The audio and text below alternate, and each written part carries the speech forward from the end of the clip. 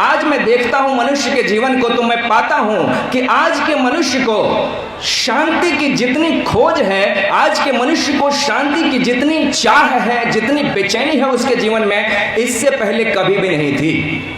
आज का मनुष्य जितना समृद्ध है, इससे पहले मनुष्य इतना समृद्ध कभी नहीं था। लेकिन आज का मनुष्य जितना अशांत है, इतना अशांत मनुष्य पहले कभी भी नहीं था। समृद्धि एक तरफ है और दूसरी तरफ उस समृद्धि के साथ साथ आदमी का जीवन अशांति से, कलह से, बेचैनी से भरा हुआ है। एक एक परिवार के भीतर आप झांक के देखिए, मैं कम से कम सैकड़ों पति पत्नियों से मिला हूं, लेकिन आज तक मुझे एक भी पति पत्नी नहीं मिले, कम से कम मेरी उम्र के पति पत्नी तो नहीं मिले जो ये कह दें कि हमारे जीवन में शांति है। भारत में तलाक की दर बहुत तेजी से बढ़ रही है। व्यक्तिगत रूप से मैं कम से कम 8-10 जोड़ों को जानता हूं जो शादी के 3 से 4 साल के भीतर ही अलग हो गए हैं। छोटे छोटे बच्चे हैं और बच्चों को लेकर अलग रह रहे हैं। ये क्या हो गया है आदमी को? आदमी के पास समृद्धि है, सब कुछ है, लेकिन शांति कहां खो गई है जीवन से? शांति समाप्त हो गई है। संबंध हमने बनाए थे कि संबंधों से प्रेम फलित होगा, संबंध हमने बनाए थे कि उन संबंधों से हमारे जीवन में प्रेम बरसेगा, लेकिन उन संबंधों में जहर घुल गया है, उन संबंधों में करवाहट भर गई है। आज से 30, 40, 50 साल पहले आप जाके देखिए तो हमारे समाज में संयुक्त परिवार हुआ करते थे। एक ही परिवार में 20-25 लोग, दादा दादी, चाचा चाची, काका, सभी एक साथ रहते थे। एक परिवार अपने आप में एक टोले जैसा होता था, इतना बड़ा परिवार होता था। लेकिन आज परिवार छोटे होते होते होते सिकुड़ गया है। अब परिवार में कौन बचे हैं? पति पत्नी और 2 बच्चे। माता पिता भी उसमें शामिल नहीं हो सकते। उस छोटे से परिवार में माता पिता के लिए भी कोई जगह नहीं है। इसका मतलब क्या है? इसका मतलब है कि संबंधों में जो प्रेम था वो अत्यंत ही सिकुड़ गया है, सूख गया है, समाप्त हो गया है। प्रेम जो है वो बस सिकुड़ के इतना छोटा रह गया है कि उसमें पति पत्नी और 2 बच्चे ही आएंगे। और वो पति पत्नी और 2 बच्चे भी जो साथ में रह रहे हैं ना, उनके जीवन में शांति नहीं है। वहां भी रोज की कलह है, रोज की मारामारी है, रोज का झगड़ा है। जीवन में शांति खो गई है। कहां चली गई है शांति? शांति क्यों नहीं है मनुष्य के जीवन में? एक गुरु के पास एक व्यक्ति गया और उसने कहा कि महाराज जी, मैं बहुत दिनों से आपका प्रवचन सुन रहा हूं, बहुत दिनों से आपकी बातें सुनता हूं, लेकिन अभी तक मेरे जीवन में शांति आई नहीं है। पता नहीं कहां भूल हो रही है। तो उस गुरु ने कहा कि सुन, एक काम कर, ये पैसे ले और बाजार से जा एक शराब की बोतल लेके आ। वो व्यक्ति गया, गुरु की बात मानी, शराब की बोतल लेके आया। तो गुरु ने कहा कि ये बोतल खोल। उस व्यक्ति ने बोतल खोली और गुरु ने कहा कि अब इसमें से एक घूंट अपने मुंह में ले, लेकिन ध्यान रखना वो घूंट गले के नीचे नहीं जाना चाहिए। उस व्यक्ति ने बोतल से एक घूंट अपने मुंह में ली। गुरु ने कहा कि अब थूक दे। थूक दिया।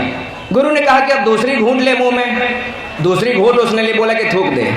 इसी तरह से गुरु ने कहा कि एक एक घूंट उसको पिलाता रहा और उससे थुकवाता रहा। पूरी बोतल खाली हो गई। उसके बाद गुरु ने पूछा उस व्यक्ति से कि अब मुझे बता, नशा हुआ?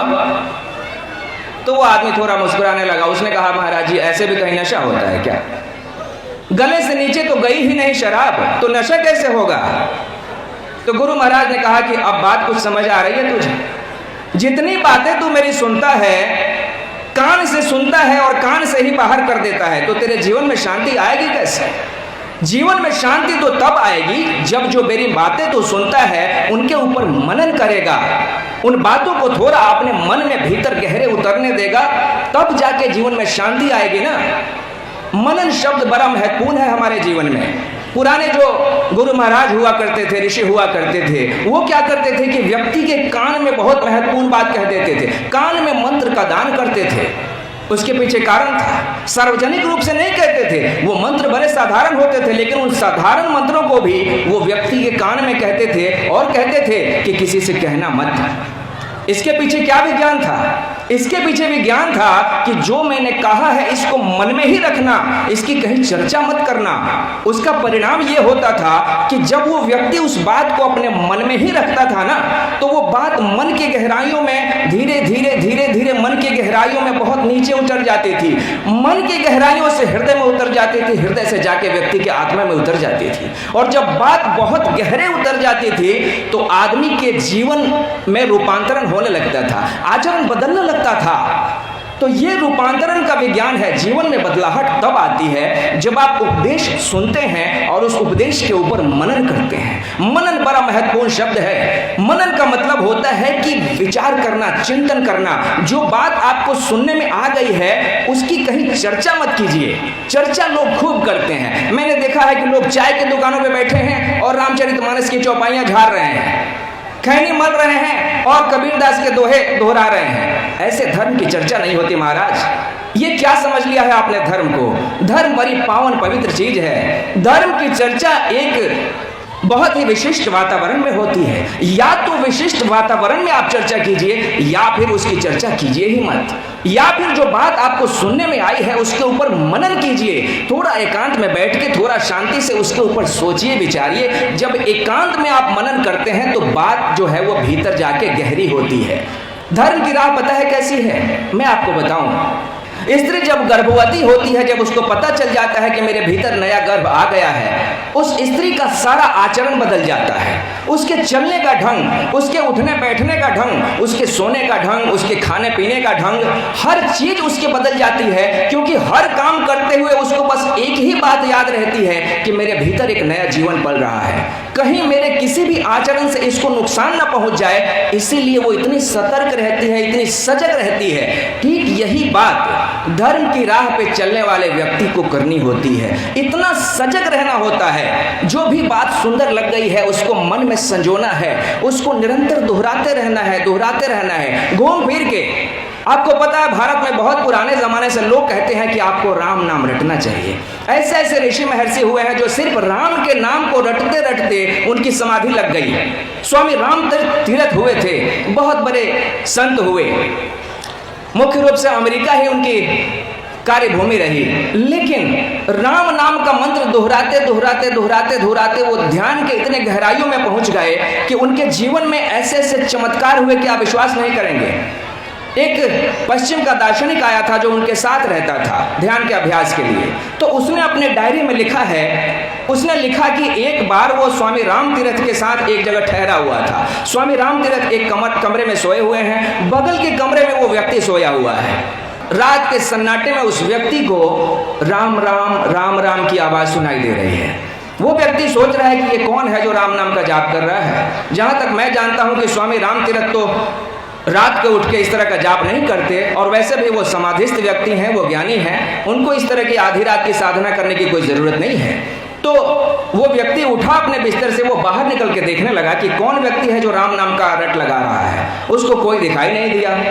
वो आवाज़ जो है वो स्वामी राम तीर्थ के कमरे से आ रही थी। कमरे का दरवाज़ा खुला हुआ था, पल्ला लगा था। तो उसने धीरे से उस पल्ले को खोला और देखा तो स्वामी सो रहे हैं, गहरी नींद में सो रहे हैं, लेकिन आवाज वहीं से आ रही है, राम राम राम राम। वो व्यक्ति धीरे धीरे उनके निकट गया, ये सुनिश्चित करने के लिए कि ये आवाज कहाँ से आ रही है, कहीं मुंह से तो नहीं बोल रहे हैं। वो जाके देखा तो वो गहरी नींद में पड़े हुए हैं, लेकिन उनके शरीर से वो धुन निकल रही है बाहर, राम राम राम राम राम राम। शरीर से राम नाम की धुन जो है वो बाहर प्रस्फुटित हो रही है।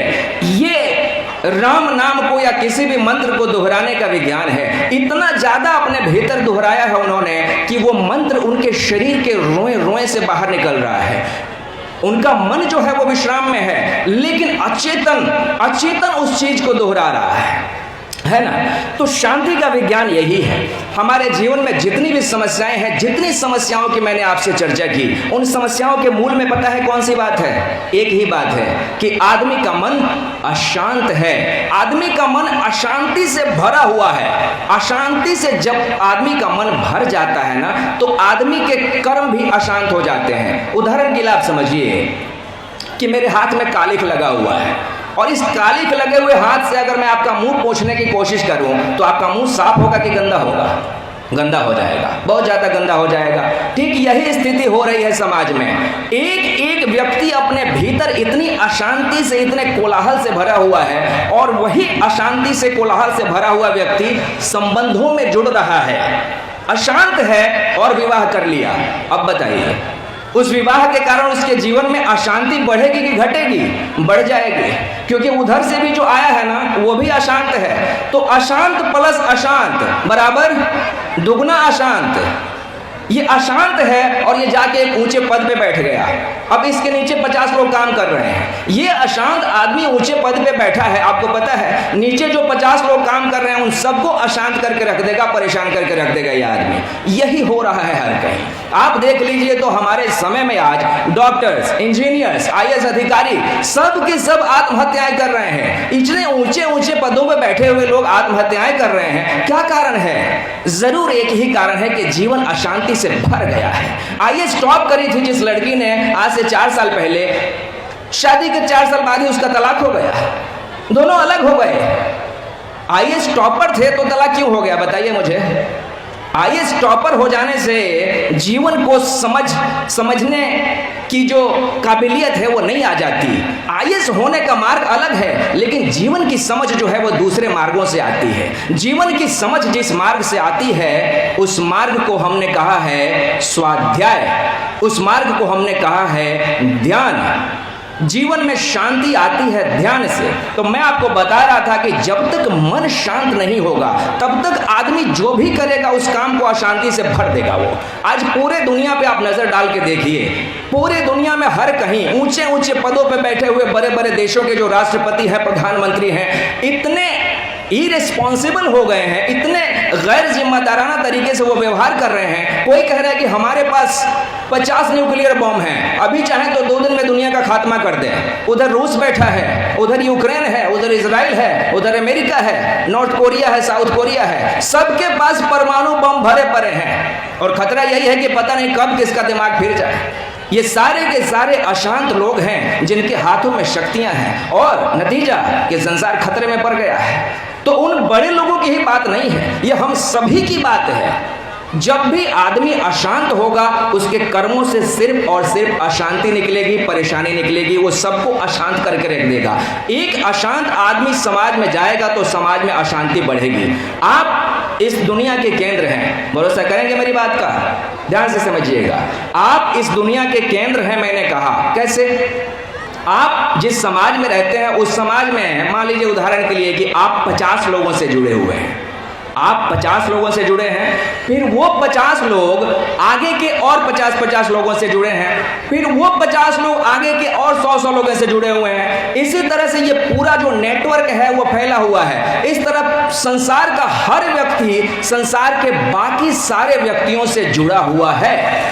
इसका मतलब है कि आप जिस दुनिया में रहते हैं उस दुनिया का आप केंद्र हैं। इसका अर्थ ये हुआ कि आपकी जैसी गुणवत्ता होगी आपके दिमाग की, आपके मस्तिष्क की, वो गुणवत्ता आपके संबंधों में प्रवाहित होगी। जैसे मैं एक शांत व्यक्ति हूं तो इसका मतलब हुआ कि मैं जिस संबंध में भी जुड़ूंगा, जिस व्यक्ति से भी जुड़ूंगा, मेरे माध्यम से मेरी शांति उस व्यक्ति तक फैलेगी। अगर मैं 50 लोगों से जुड़ा हुआ हूं तो मेरे मन की शांति उन 50 लोगों तक पहुंचेगी, और अगर वो 50 लोग भी शांत हो गए तो आगे वो शांति और भी बढ़ेगी। इस तरह से दुनिया में जितने अधिक से अधिक लोग शांत होते जाएंगे, शांति की एक सुनामी, शांति का एक प्रवाह जो है वो समाज में आगे बढ़ता जाएगा, फैलता जाएगा। आपको पता है कि एक आदमी जब शांत हो जाता है, अपने भीतर से पूरी तरह शांत हो जाता है, तो वो कोई कुत्सित कर्म, कोई भी घिनौना कर्म वो कर ही नहीं सकता, असंभव। शांत हो गया है, हिंसा नहीं करेगा, शांत हो गया है, क्रोध नहीं करेगा, शांत हो गया है तो उसे मनोरंजन की भी जरूरत नहीं है। आप विश्वास नहीं करेंगे, आज दुनिया में इतना ज्यादा जो मनोरंजन का बाजार चल रहा है, आप देखेंगे कॉमेडी शो भरे पड़े हैं और कॉमेडी शो खूब देखे जाते हैं। क्रिकेट मैच देखने के लिए लोग 6-6 घंटे टीवी के सामने बैठे रह जाते हैं। मैं आपको बताऊं क्यों।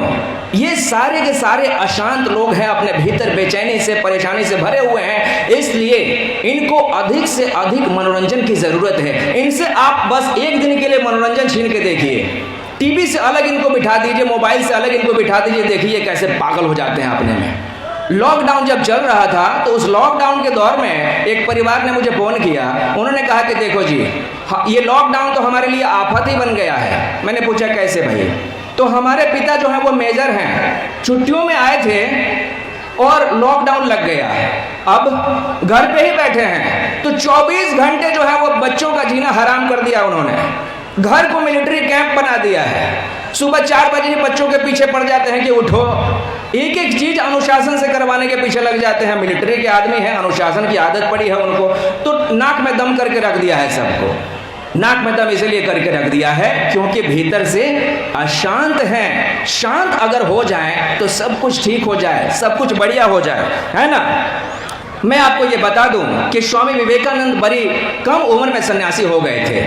तो स्वामी विवेकानंद से किसी व्यक्ति ने पूछा कि सुनो भाई, ये छोटी उम्र जो है तुम्हारी उम्र 20-22 साल की, ये उम्र तो खेलने खाने की है, मौज मस्ती की है, इस उम्र में तुम सन्यासी हो गए, ऐसा क्यों किया? स्वामी विवेकानंद ने कहा कि सुनो, मेरे प्रश्न का उत्तर दो, आप मंदिर जाते हो? उन्होंने कहा कि हाँ जाते हैं। तो भगवान के लिए कौन से फूल ले जाते हो? वो फूल जो वृक्ष से नीचे गिर के झड़ गए हैं, सूख गए हैं, मुरझा गए हैं, वो ले जाते हो भगवान के लिए, या कि ताजे फूल ले जाते हो पेड़ से तोड़ के? तो व्यक्ति ने कहा कि भाई भगवान पे कोई सूखे फूल चढ़ाता है क्या? ताजे फूल ले जाते हैं, ताजे फूल, बिल्कुल। तो स्वामी विवेकानंद ने कहा कि मैं ताज़ा फूल हूँ, जवानी ताज़ा फूल है, इस जवानी को मैंने चढ़ा दिया है परमात्मा के कदमों में। इससे बड़ा प्रतिदान, इससे बड़ा दान परमात्मा के लिए और क्या हो सकता है? आप समझ रहे हो कि धर्म कर्म जो है वो बुढ़ापे की चीज़ है।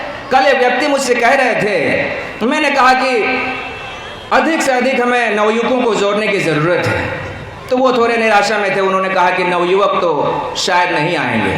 मैंने कहा कि नवयुवक अगर नहीं आएंगे तो धर्म का भविष्य कहाँ है? शक्ति तो नवयुवक के पास ही है, शक्ति जो है, सामर्थ्य जो है वो तो यूथ के पास है, नौजवान के पास है। तो धर्म का जुआ अगर नौजवान के कंधे पे नहीं होगा तो धर्म का भविष्य कहाँ है जी? धर्म कोई बुजुर्गों की चीज नहीं है, बुढ़ापे की चीज नहीं है। बुढ़ापे में तो आप अपना शरीर चलाने में समर्थ नहीं होते, धर्म को कैसे आप आगे खींच के ले जा पाएंगे?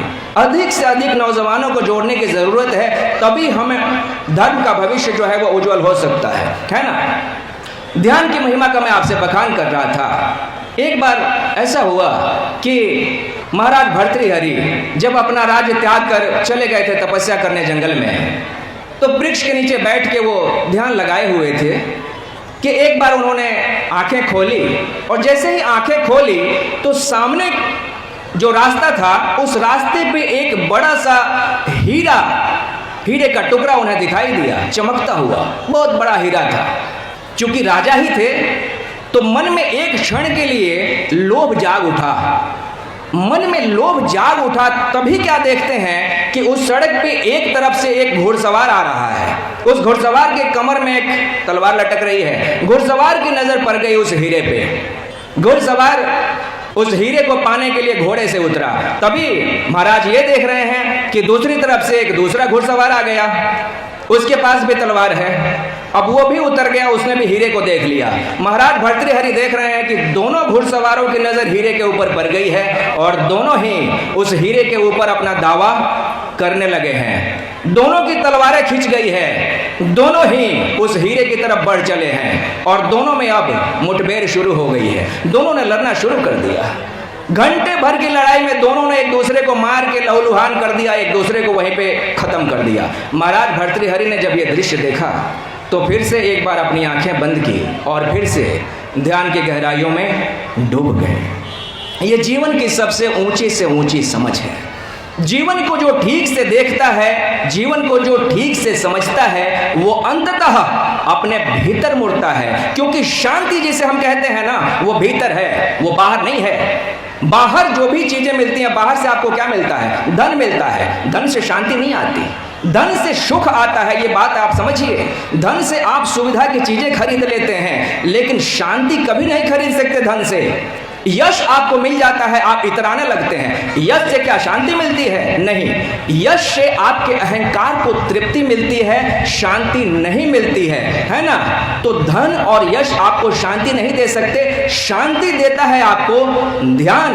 अंततः अपने भीतर मुड़ के जब आप अपने मन को समझते हैं, मन को जानने की कोशिश करते हैं, तब आपको शांति मिलती है। यथा स्वर्ण पुटपाक शोधितम मलम त्यक्त्वा स्वात्म गुणम समृच्छति तथा मनः सत्वरजस्तमो मलम ध्यानेन संत्यज्य समेति तत्वम। अर्थात जिस प्रकार सोना अग्नि से गुजर के अपनी सारी गंदगी को त्याग करके शुद्ध रूप में स्थित हो जाता है, वैसे ही हमारा मन जब ध्यान से गुजरता है तो सत्व, रज और तम रूपी मल को त्याग कर अपने सच्चे स्वरूप में स्थापित हो जाता है।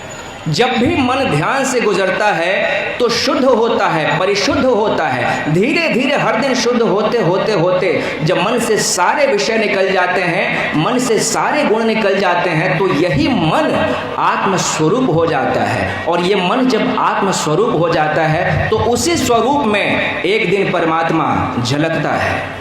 तो परमात्मा से मेरी यही शुभकामना है कि आप अपने जीवन में ध्यान को अपनाएं, आप अपने जीवन में ध्यान की महिमा को जानें, आप अपने जीवन में सच्ची शांति को जानें। इसे शुभकामना के साथ आज की इस वार्ता का मैं समापन कर रहा हूँ। मेरी बातों को इतने प्रेम और शांति से सुना, इसके लिए आपका बहुत बहुत धन्यवाद करता हूँ। सज्जनों, पूज्यमान संत श्री सत्येंद्र कुमार जी